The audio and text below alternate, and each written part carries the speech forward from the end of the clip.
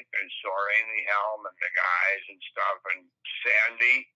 Right. Elon's widow. Oh, it was real nice and people I used to see. So I had a nice visit with them, and I'm just letting things unwind. And then they open the new hotel on July 4th. I should be able to start doing my thing, and then I'll know more about that. Well, that's good. So with the one with WDST and doing your thing on Sundays, how much are they gonna let you do now? Well, I'll take what I can and salvage what I can, and not use songs because it's too much with the licensing. Right. But I'll talk about them and say what tune would be nice to listen to. And I'll still talk about my different things that occur to me from his show, because he's always coming up with good stuff. He gets good guests and things. So it'll work pretty nice, Paul.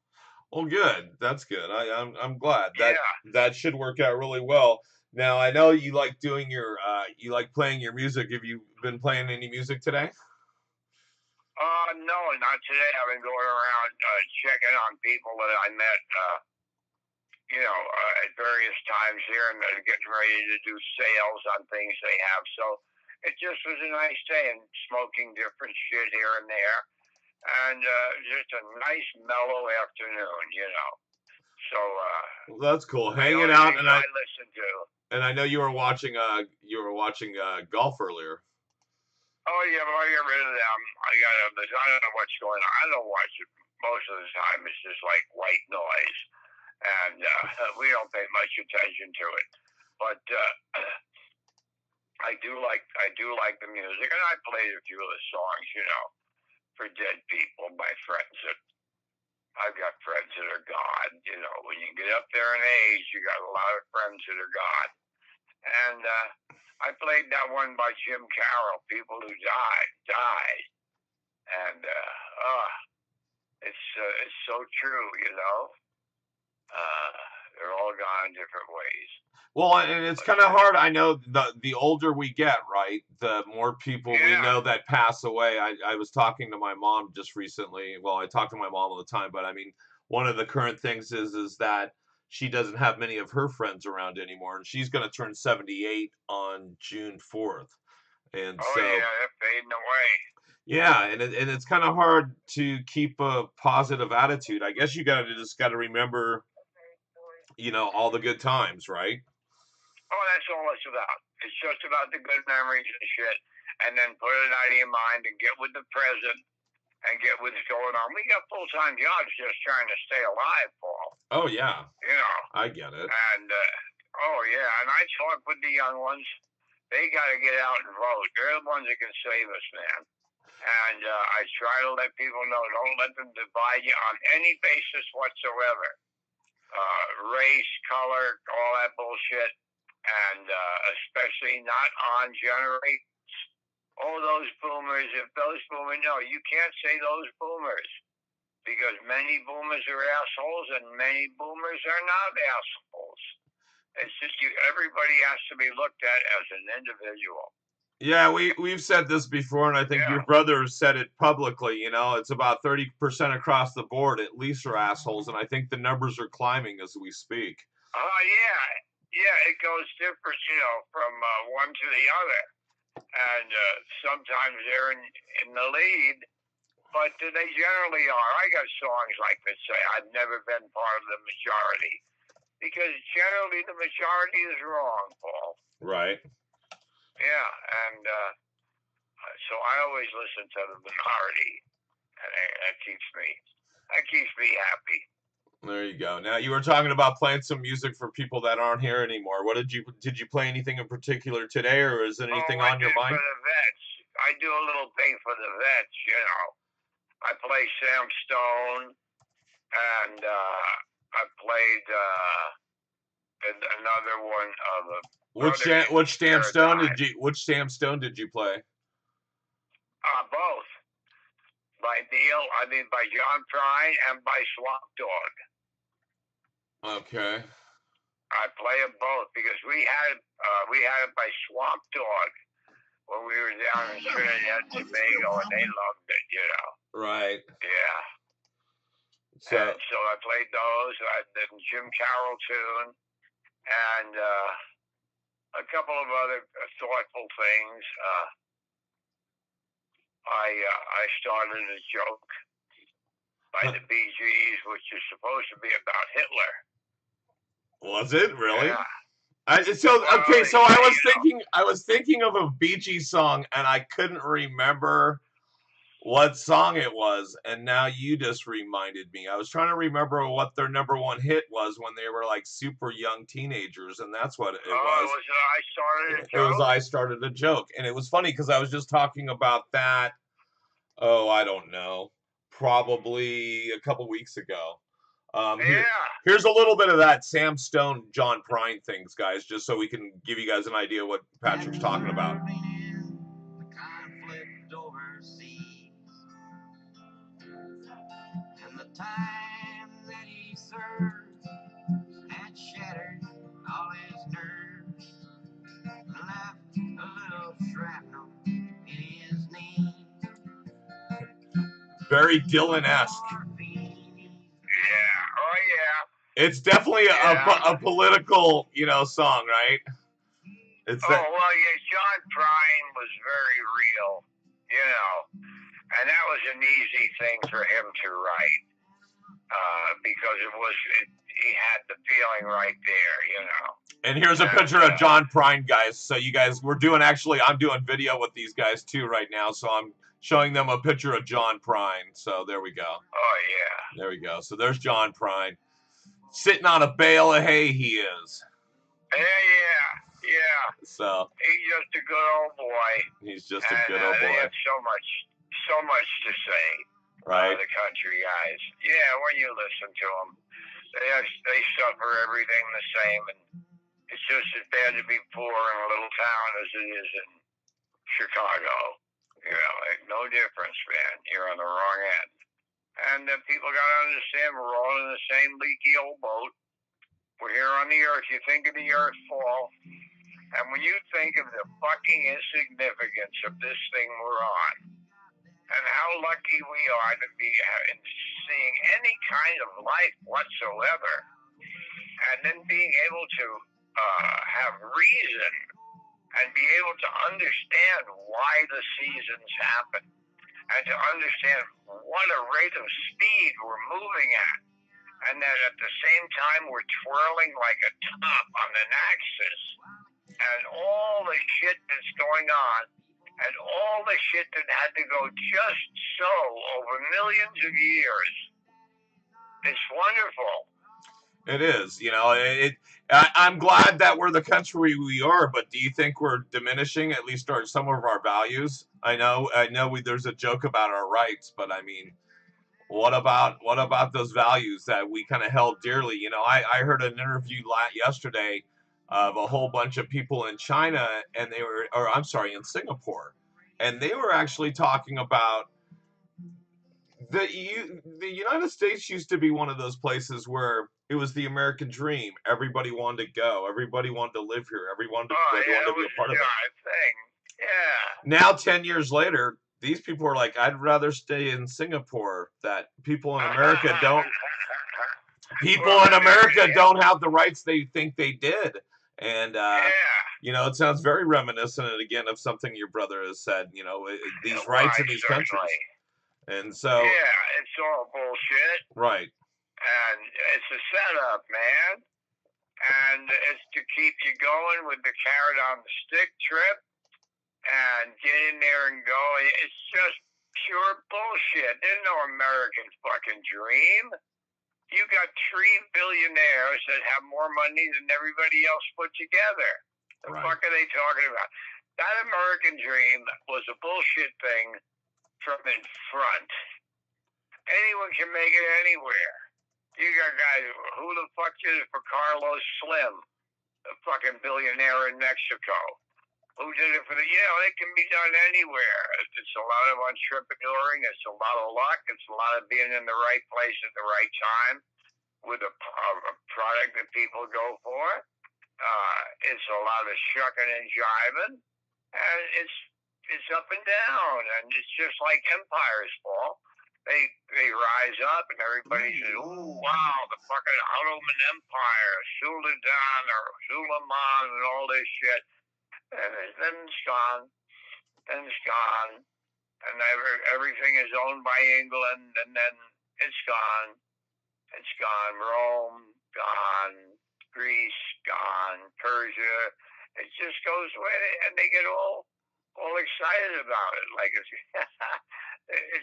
just, I find it just funny because I don't really give a fuck.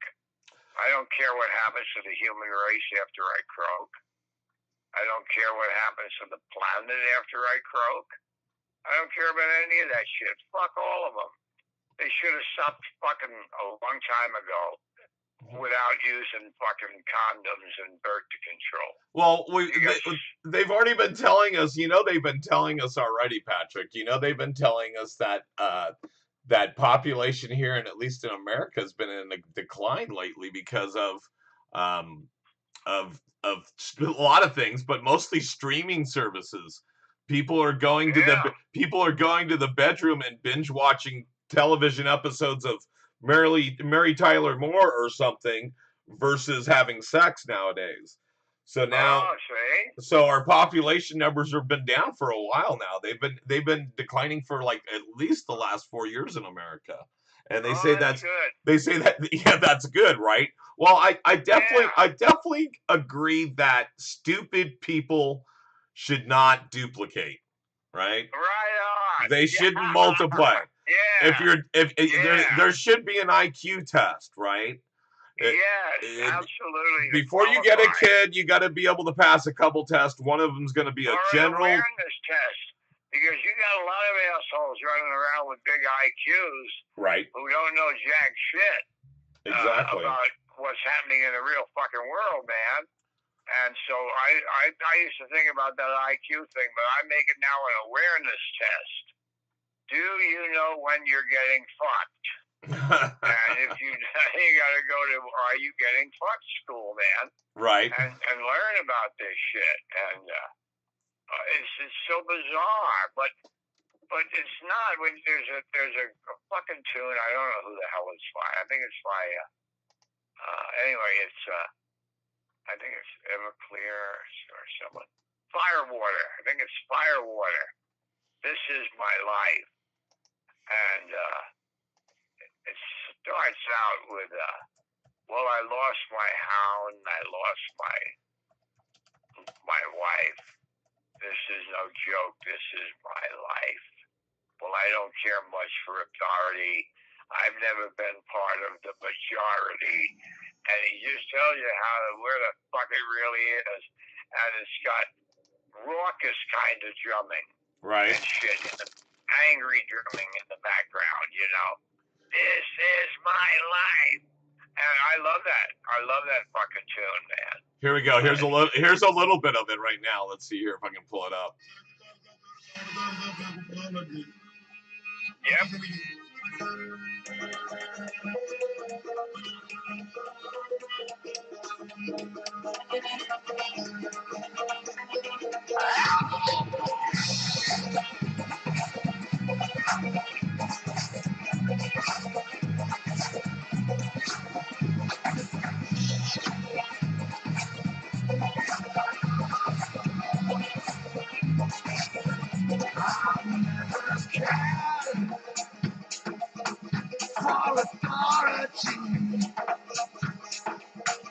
I've never felt part of the majority. Well, I lost my home and I lost my way. This is no joke. This is my life.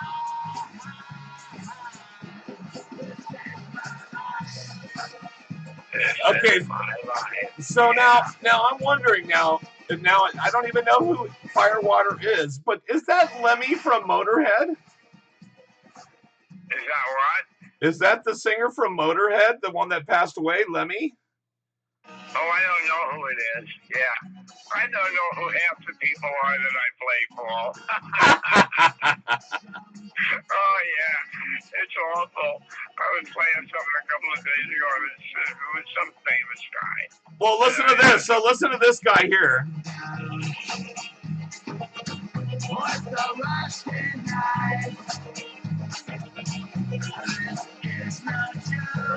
Okay, so there's him, right? So let me do somebody else here. Let me from Motorhead. Motorhead. So just because I want to see what's up. Yeah, I want to see if this is him or not, because it really does sound like him, I think. Here we go. Hold on.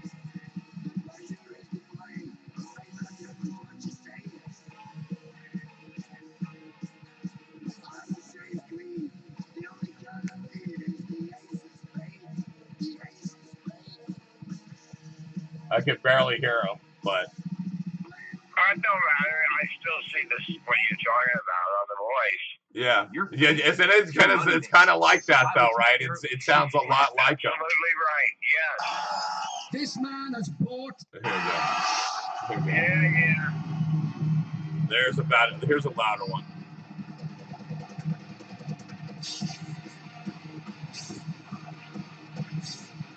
Wish you would start singing. Here we go.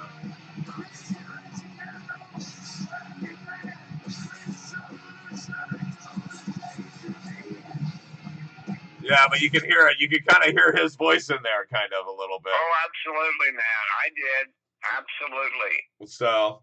You never know what they're up to. They all jam with one another and shit. Yeah, and Lemmy was one of those guys. He was one of those iconic singers. He passed away, I believe, a year and a half ago, and he was one of those people where it was a big thing in the music industry when he passed. Yeah, he could just show up anywhere.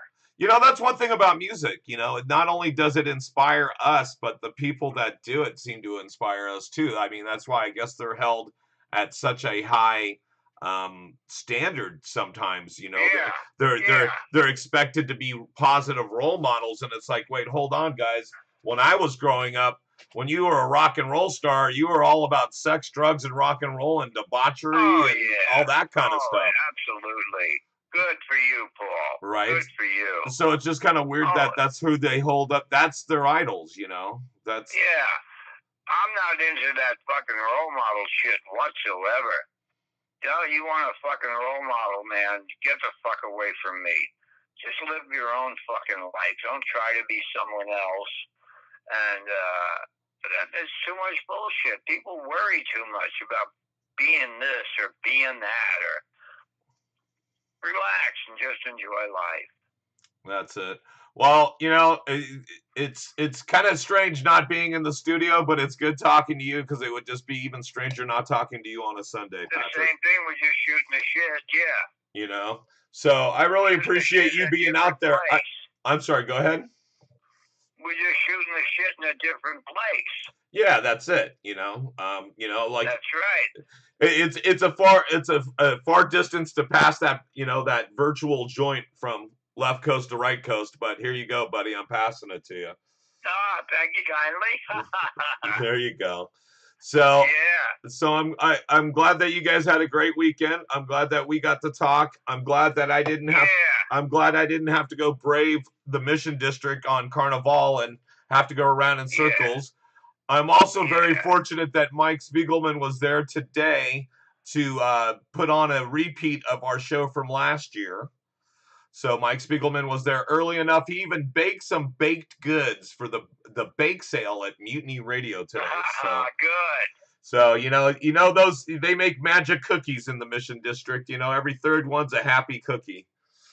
So that turned out nice. Yeah, so that's a really nice thing. So. All right, Patrick, we got to do it. We got to do what we do every Sunday. We got to play a little bit of Your Little Bro, and we were talking about it.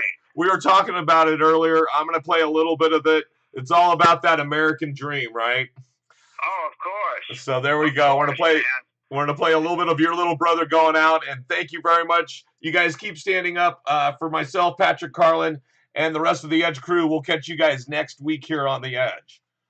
All right. Here we go. Americans love them all. They love them all. That's where they get to satisfy their two most prominent addictions at the same time: shopping and eating. Millions of semi-conscious Americans, day after day, shuffling through the malls, shopping and eating, especially eating. Americans love to eat. They are fatally attracted to the slow death of fast food. Hot dogs, corn dogs, triple bacon cheeseburgers, deep fried butter dipped in pork fat and cheese whiz, mayonnaise, soaked barbecue, mozzarella, patty melts. Americans will eat anything, anything, anything. If you were selling sauteed raccoons' assholes on a stick, Americans would buy them and eat them, especially if you dip them in butter and put a little salsa on them. This country is big time, pig time. Forget the bald eagle. You know what the national emblem of this country ought to be? A big bowl of macaroni and cheese. A big bowl, because everything in this country is king size. King size, extra large, and super jumbo, especially the fucking people. Have you seen some of the people in this country? Have you taken a good look at some of these big fat motherfuckers walking around? Big fat motherfuckers. Oh my God, huge piles of redundant protoplasm lumbering through the malls like a fleet of interstate buses.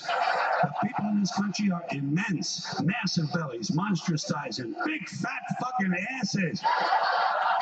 And if you stand there for a minute and you look at one of them, you begin to wonder, how does this woman take a shit? How does she shit? And even more frightening, how does she wipe her ass? Can she even locate her asshole? She must require assistance. Are paramedics trained in this field? And standing right next to her, of course, with a plate full of nachos and a mouthful of pie is her clueless fucking husband, Joe's six-pack. With his monstrous swollen beer belly hanging dangerously out over his beer belt buckle, this guy ain't seen his dick since the Nixon administration. And if you stand there and you look at the two of them, you begin to wonder to yourself, do these people fuck? Is this man actually capable of fucking this woman? It doesn't seem structurally possible that these two people could achieve penetration. Maybe they're in that Cirque du Soleil or something. I'm telling you, the people in this country, every one of them is 50 pounds overweight. They are gargantuan. And in the summertime, God help us, in the summertime, they all want to wear short pants. Jesus, Lord, protector of all that is good and holy, deliver me from fat people in short pants. They all got short pants, big bellies, fat thighs, and dumb kids. Short pants, big bellies, fat thighs, and dumb kids. Every one of them's got two dumb-ass kids with them. And the whole family is wearing T-shirts, and every one of them's got the same T-shirt. I'm with stupid. Apparently in this country, the stupids are an extended family. And besides